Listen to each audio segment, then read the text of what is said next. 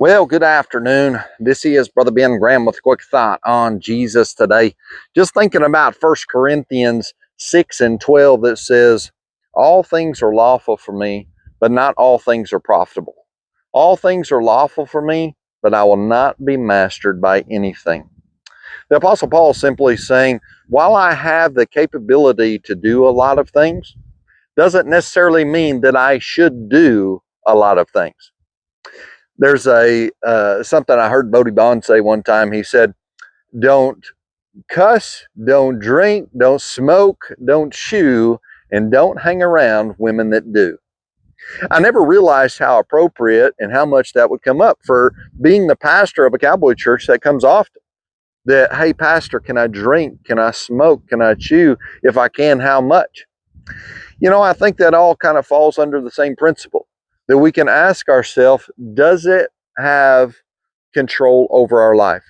For frankly, if it does, and elsewhere it says Ephesians 5 and 18, do not be drunk with wine, but be filled with the Spirit.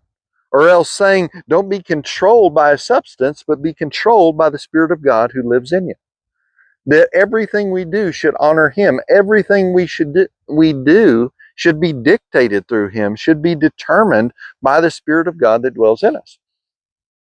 And you say, okay, Pastor, well, how do I know if something has control over me? Well, there's a biblical discipline for that, and it's fasting. Oftentimes, a lot of people have never fasted, but I promise you, if you fast from something, you will find out how much control it has over your life.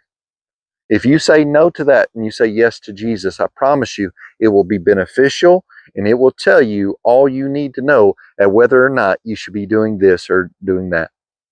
I only tell you this because I love you, and Jesus only tells us that because He loves us, and He wants the very best for us, and the very best for us comes whenever we're obedient to Him, whenever there is nothing else in our life that has control over us but His Spirit and His Spirit alone.